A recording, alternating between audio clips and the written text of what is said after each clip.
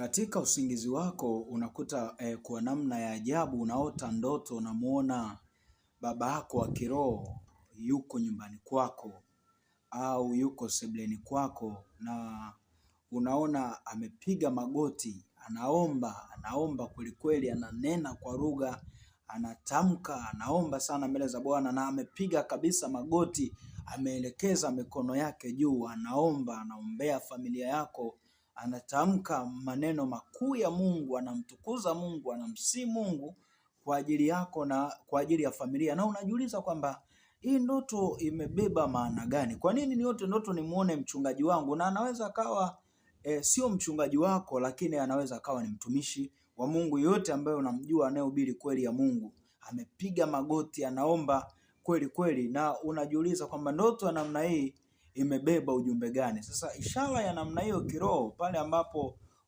unaiota ndoto ya namna hiyo au unaletewa maono ya namna hiyo, manake ni kwamba Mungu anajaribu kukupa taarifa kwamba nyumba yako inahitaji maombi makali sana, na ikiwezekana kabisa nyumba yako ifanyike maombi ya mkesha, yani warike watumishi wa Mungu wakeshe hapo kwa ajili ya kuvunja madhabahu za kifamilia, kuvunja roho ambazo zinashambulia familia, kuvunja mipango mibaya ambayo adui ameiandaa kwa ajili ya familia yako. Na ndio maana ukaota ndoto ya namna hiyo, ukamuona mchungaji wako amepiga magoti, anaomba kweli kweli, anatamka kweli kweli, ananena kweli kweli. Manake ni Mungu mwenyewe anakupa taarifa kwamba nyumba yako inahitaji maombi. Kuna vitu ambavyo haviko sawa na unahitaji usimame haraka sana katika maombi ili Mungu aweze kuleta neema yake ya wokovu katika maisha yako. Mungu akubariki, Mungu akutunze, na kutakia wakati mwema.